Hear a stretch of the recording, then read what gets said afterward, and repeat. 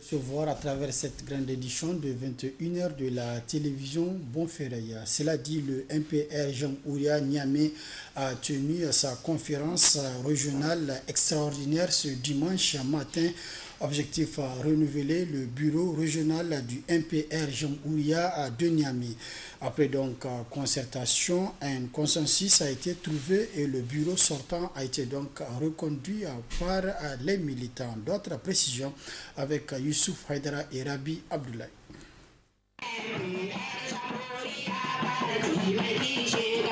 C'est par l'hymne du parti qu'a débuté la cérémonie pour la conférence régionale extraordinaire du parti Mouvement Patriotique pour la République MPR Jamhouria de Niamey pour la mise en place d'un nouveau bureau. Après vérification des mandats des différents délégués par l'huissier, le bureau sortant a officiellement annoncé sa démission.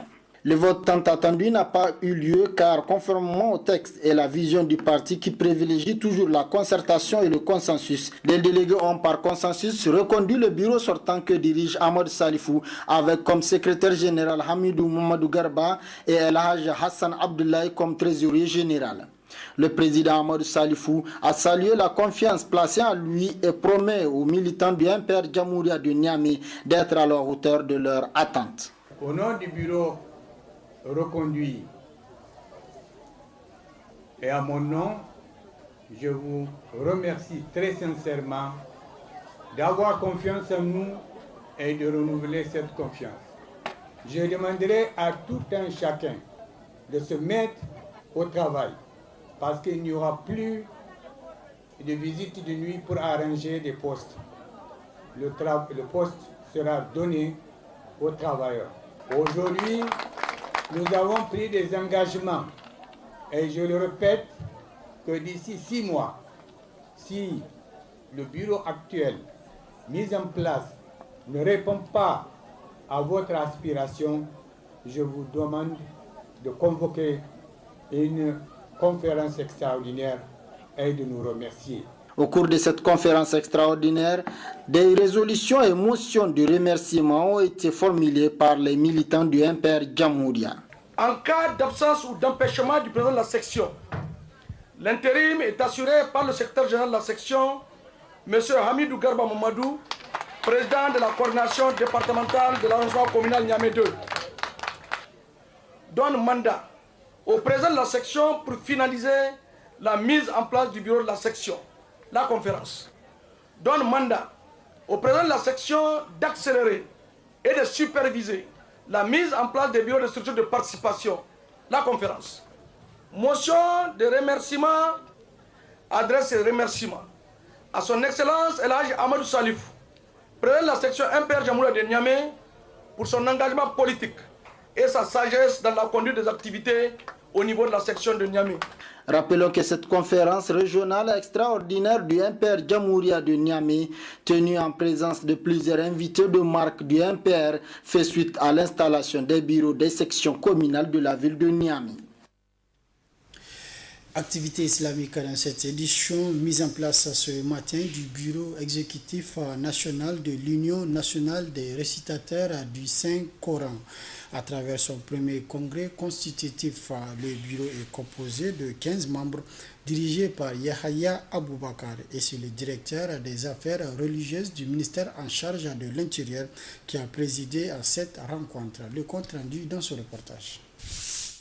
L'Union nigérienne des récitateurs du Saint-Coran, c'est le nom de la toute nouvelle structure islamique en charge de la récitation du Saint-Coran qui vient ainsi se conformer aux textes et règlements de l'Union, comme toute autre structure crédible, en procédant à la mise en place du bureau exécutif national de la dite Union à travers la tenue du premier congrès constitutif, dont l'idée de création de cette Union n'est pas fortuite. L'idée de la création de cette Union est sortie bien sûr des besoins que nous avions sentis dans le terrain de l'organisation des différentes activités qui ont un lien avec le Coran, notamment les Moussabaka et les autres l'organisation des écoles coraniques au Niger. Donc c'est en partant de ces différents besoins que nous avons pensé nécessaire de créer cette union qui fera en sorte d'améliorer les différentes Moussabaka qu'on a l'habitude d'organiser et les systèmes d'organisation de nos écoles coraniques afin d'améliorer le rendement, Inch'Allah, de ces différents cadres d'apprentissage du Coran. Le directeur des affaires religieuses du ministère en charge de l'Intérieur se réjouit de la mise en place de cette union et toute son importance pour le pays et son engagement à accompagner la dite union.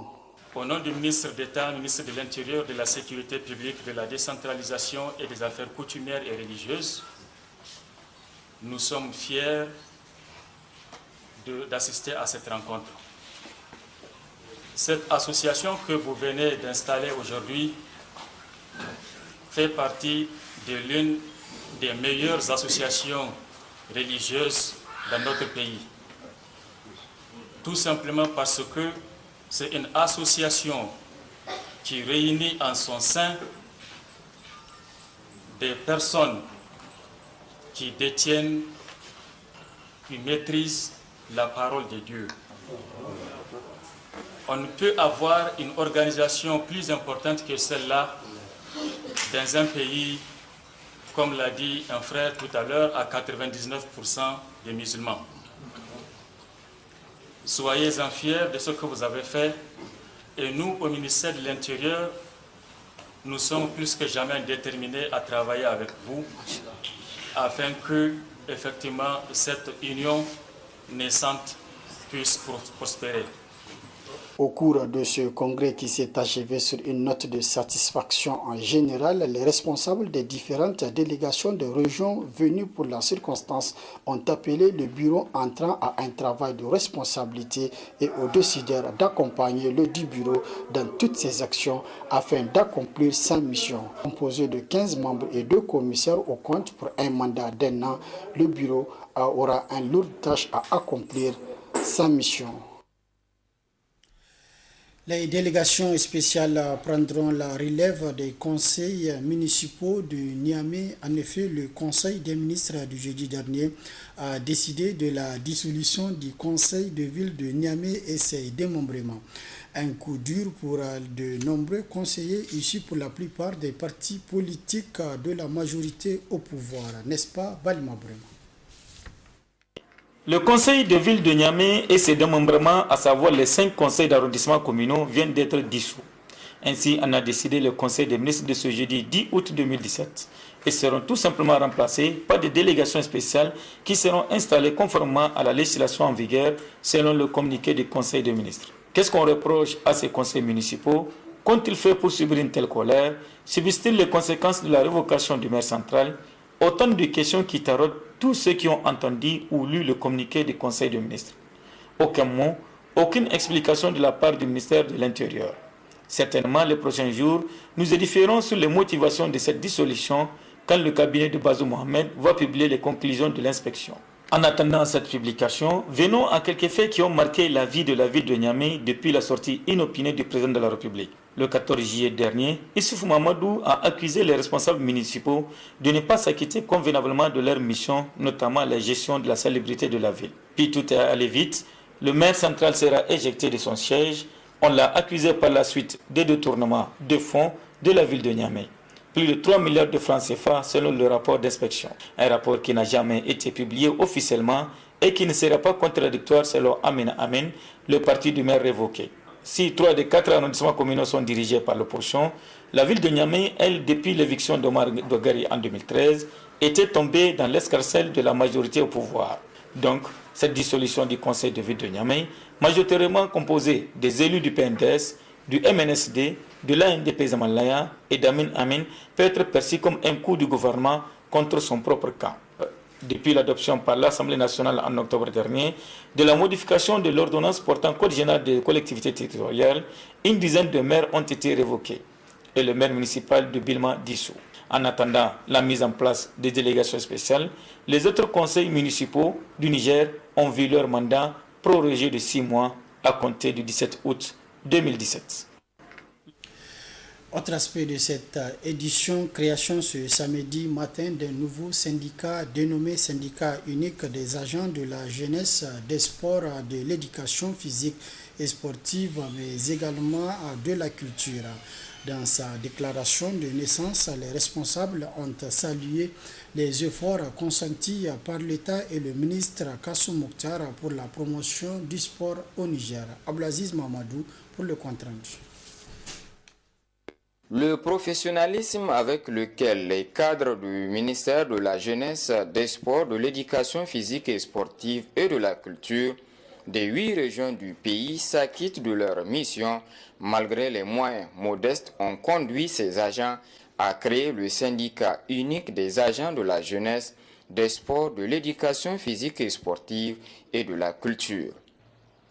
Considérant la non-satisfaction des militants des différents syndicats du secteur sur les démarches menées par les dirigeants syndicaux lors des négociations et des prises de décisions avec les ministères de tutelle, considérant que le Niger est un pays en voie de développement dont les difficultés sur le plan socio-économique sont réelles et que seul le syndicalisme du développement permet d'avoir un compromis entre les décideurs et les dirigeants syndicaux.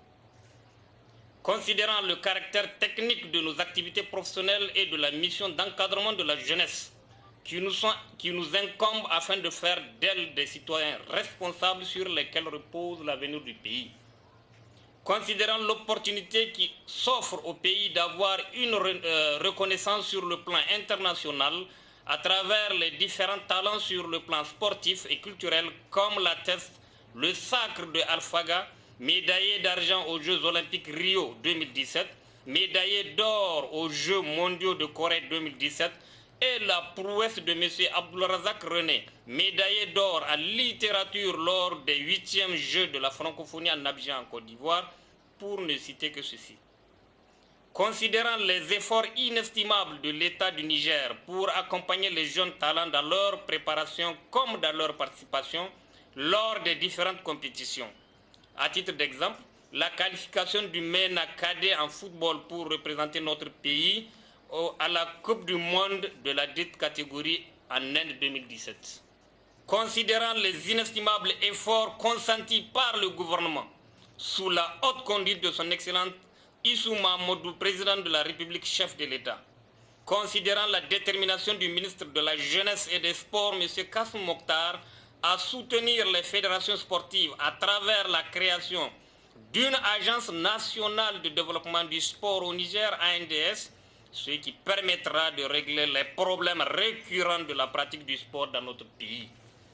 Considérant que le financement du sport permettra aux fédérations sportives d'être redynamisées afin de permettre aux jeunes Nigériens d'avoir accès au professionnalisme dans tous les domaines et aussi donner la possibilité au peuple nigérien de supporter leur gouloir à l'image des stars des autres pays.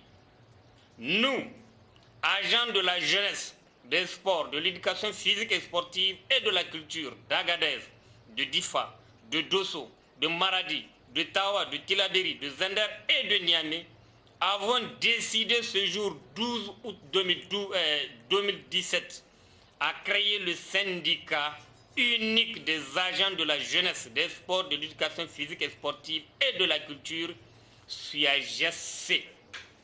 Le but de ce syndicat est de mettre en confiance les agents et cadres du ministère afin de créer un climat de sérénité au sein des différents ministères concernés par la question.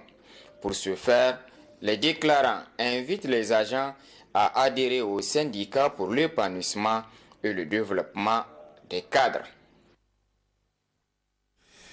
Lancement cet après-midi à Kolo de la première édition du tournoi des grandes vacances de la dite ville, parrainé par le maire Moussa Soumana. La première édition de ce TGV a enregistré la participation de 8 équipes reparties en 2 groupes de 4 équipes. L'édition 2017 durera 15 jours. Abdelaziz Mamadou et Abdoulaye Seydou pour les détails. C'est le terrain principal de la commune urbaine de Kolo qui accueille la première édition du tournoi des grandes vacances de la dite commune. Le parrain de cette édition n'est autre que le premier responsable de la commune, M. Moussa Soumana, lequel s'est réjoui de la mobilisation faite autour de l'événement. Nous avons un double objectif. Donc le premier, c'est en sorte que la jeunesse se retrouve dans le cadre donc de fair play, et aussi peut-être c'est pour se prononcer par rapport donc à ce sport. Et je disais, c'est un double impact parce que ça permet à la jeunesse de se connaître, de s'unir et au-delà peut-être de cultiver donc la paix entre au-delà de la commune, voire les autres communes. Le troisième impact, c'est le fait de développer le sport à Kolo parce que ça fait un bout de temps. Ça n'est pas d'aujourd'hui parce que nous avons toujours voulu quand même que le TGV soit organisé à Kolo. Donc sur l'impulsion des acteurs organisateurs, nous ne pouvons que nous réjouir parce que ça fait en sorte que le sport, le football et au-delà du sport, donc le sport de santé. C'est là peut-être je peux commencer pour ça. Les organisateurs de ce TGV de Kolo ont jugé utile d'occuper les jeunes talents de la ville tout au long de cette période. L'édition 2017 enregistre déjà la participation de 8 équipes. Vous savez, toute chose, le début est difficile parce que c'est vrai, l'année passée on a organisé, mais cette année, vraiment, il y a eu de la différence parce que il y a eu beaucoup de choses qu'on a apportées pour améliorer ce TGV. Bon, techniquement, on a 8 équipes. On a 8 équipes qui vont participer à ce tournoi. Et le tournoi durera jusqu'au 29 août, Inch'Allah. En tout cas, bon, on fait c'est les matchs de polo, on fait c'est les qualifications, c'est 3 matchs. C'est-à-dire chaque équipe joue 3 matchs, donc ça veut dire que c'est 2 poules. Donc c'est ça. L'organisation de cette compétition est un ouf de soulagement pour la majorité des avertis du football de la ville de Kolo. Ils apprécient d'ailleurs l'initiative. Une des premières à Kolo, organiser un tournoi au nom de la jeunesse, pour que la jeunesse se retrouve, pour que tous les ressortissants de Kolo, quel qu'en soit l'endroit où ils se trouvent, puissent revenir à la maison, puissent avoir un œil regardant, surtout sur l'aspect du football et sur l'aspect de l'épanouissement de la jeunesse en général. Depuis l'installation du Conseil communal de la jeunesse de Kolo, on s'était donné pour objectif de ressourcer les jeunes pour qu'il y ait un sport véritable à Kolo. Et on a eu à plusieurs reprises à lancer des appels à l'endroit des bonnes foi, des personnes de bonne foi au niveau de la fédération pour qu'ils puissent avoir des moyens conséquents pour que le football puisse émerger vraiment à Kolo. La ville de Kolo renoue donc avec les tournois de grandes vacances, tournoi qui intervient après la série de tournois de jeunes et de TGV de Maracana organisés par des jeunes promoteurs du département. Organisation de jeunes, équipes, partenaires comme responsables communaux de Kolo, tous regardent désormais dans la même direction pour permettre à la jeunesse très dynamique de Kolo de s'épanouir. C'est la fin de cette édition. Merci de l'avoir suivi à toutes et à tous. Mais dans quelques instants, vous suivrez en direct votre émission sportive Palmarès avec Ablaziz Mamadou et ses invités. Quant à moi, on se retrouve, Inch'Allah, demain à partir de 21h. Très bonne réception. Au revoir.